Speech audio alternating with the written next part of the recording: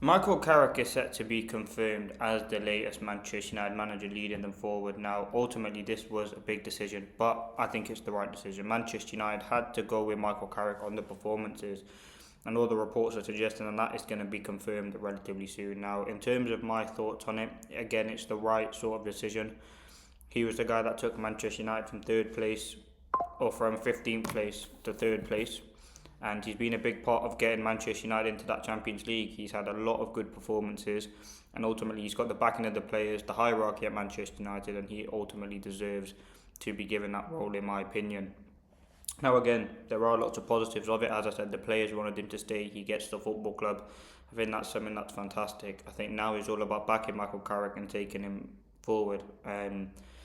What he's done, is he the guy to win you the Premier League? We don't know. Only time will tell. You can't really judge him. He's had a short period of time at the club, but United thought, and which is right, that there's no other better manager out there that they can get that would be better than Michael Carrick. You know you'd want someone like an Enrique, but that's just not going to happen.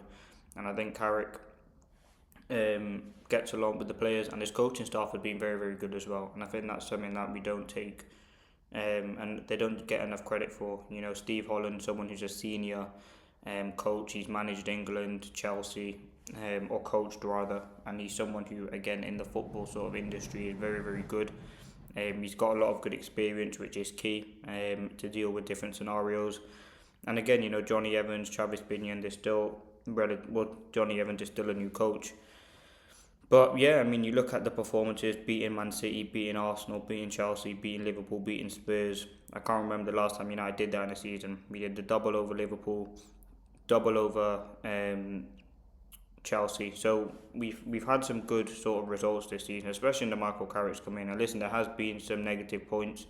You know, I thought there were performances and games where we won, where we actually weren't the better team. Obviously, that will happen. He hasn't been here sort of years where, and even the top teams do get that. But United have obviously identified him to take us forward, and that's ultimately the right decision. And I think now is all about backing him. This summer is going to be a key window now that he's involved in the recruitment process, and he has been anyway.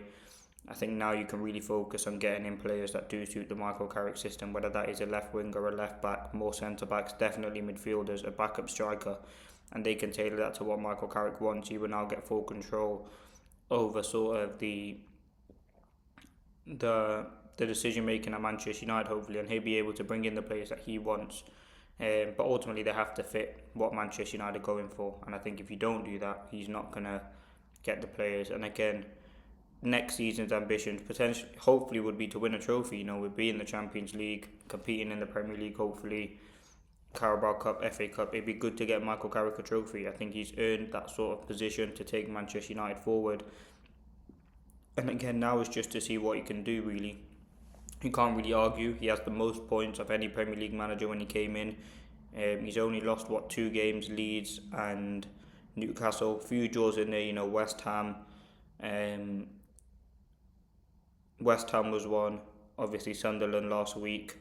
But again, we've had some good performances. And I think one thing that Carrick has also shown is that this team, listen, we all knew the individuals there from the team, and he just got them into formation where what gets out the best of the players. You know, he's put, it's a 4-4-2 in the early games. It was just sit behind the ball, be compact, and don't let the team break through you. And that's ultimately what we did relatively well.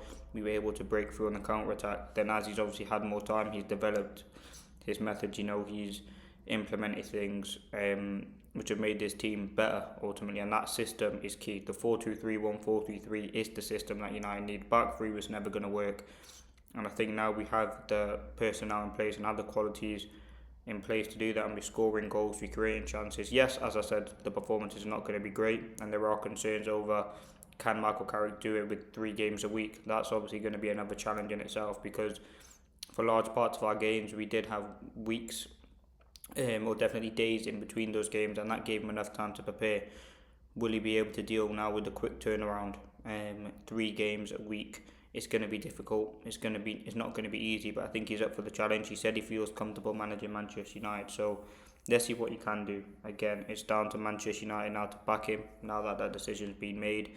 Because again, we all remember when Mourinho finished second and he got Fred, Lee Grant and Diego Dallo was a signing. Like, you need to back him. We finished third. We haven't finished third, but we're looking like we're going to finish third. We've got into the Champions League. We were already recruited relatively well last season in terms of Cunha and Burmo Sesko. Now we just need massive recruitment, and we need to get rid of players. You know, potentially one right back's got to go.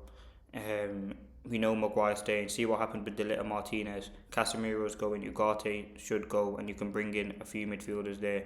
Rashford's probably going to go. Sancho's going. You can bring in an attacker there. So there are lots of recruitment opportunities needed. But for me, Michael Carrick is fully deserving of the job. He's done a fantastic job in a short period of time, and he come in mid-season, which is not easy, and he got the club back into the Champions League where we haven't been for a while. So based on that, he does deserve it. And as I said, it's the argument where if you don't keep Carrick and we bring in a new manager and he starts off poorly, there's going to be a lot of people saying, why didn't we keep Carrick?